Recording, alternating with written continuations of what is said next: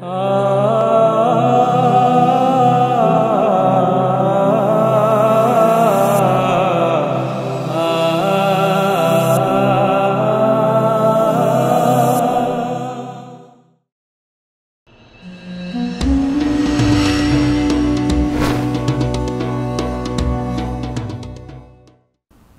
alaikum wa rahmatullahi wa barakatuh. Today we're going to deal with 1619, and we're going to cover much today. 1619, this was when you had African slaves who were brought to the Americas in what we call Jamestown. And I want to start out by reading a poem by Langston Hughes, which is very nice. Inshallah, Langston Hughes was a famous African-American poet. In case you don't know, you should read up about him. He says, I am the American heartbreak, the rock on which freedom stumps its toe. The great mistake that Jamestown made long ago. It is called the American Heartbreak, 1619. And why it's called the American Heartbreak is because this was the time in which the so-called colonizers began to use much slaves from Africa to work in the plantations here in the Americas, the sugar plantation, tobacco plantation, the rice plantation, and all other plantations that they had. It was African labor to give rise to the rosy dawn of capitalist development in America. And you should be mindful that in order for the United States to go from what we call an agrarian nation, agricultural nation, to an industrial nation, you need capital. You know, in order for a nation to expand its industry and with growth, development, technology, and so on and so forth, you need money. And so it was ironic that most of this wealth that was accumulated off of slave labor. What better way to accumulate labor than to work a man from sunup to sundown, as Malcolm says, and can't see in the morning and can't see at night, rob him, you know, of his history, culture, forbid him to marry, forbid him to do anything other than to work. And the cruelty about this form of slavery, unlike any other, is that they didn't allow you to have a family. They didn't allow you to have children. You were robbed of the simplest of things. When you misbehaved, you were sold into slavery in another area of the South or the North.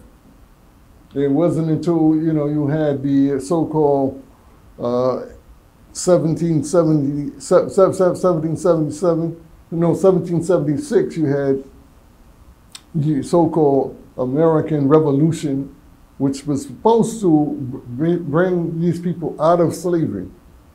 And the interesting thing about this I want to point out is that England had already abolished slavery.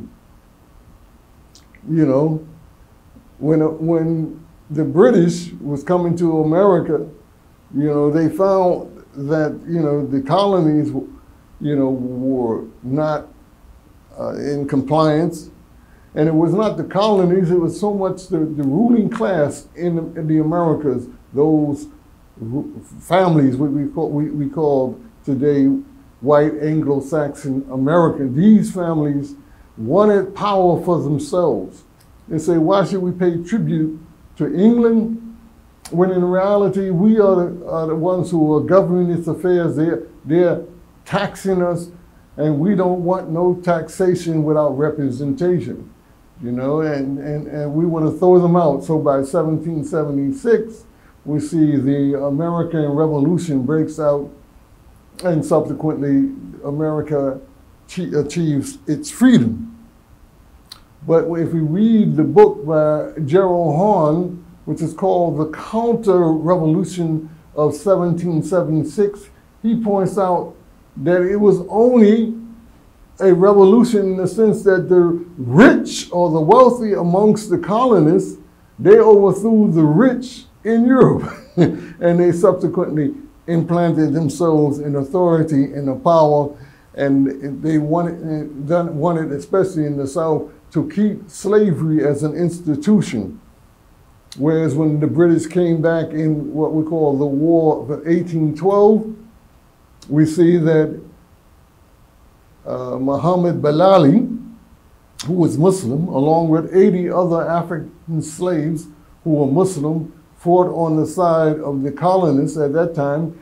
And remember, there was only 13 states. There was no what we call Louisiana Purchase. There were no so-called American Spanish War, you know, in which they got Mexico, New Mexico, they got Nevada, and all these, as well as California, away from them.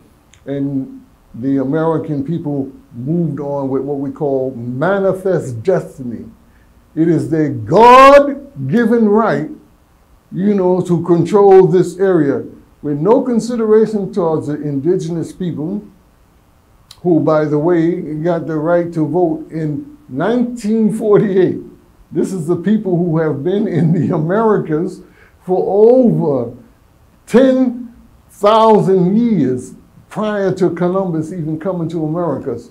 And we don't even say they discovered America, because there were other people here as well. And as I said, there was a constant flow back and forth depending upon who was in power and who controlled the sea.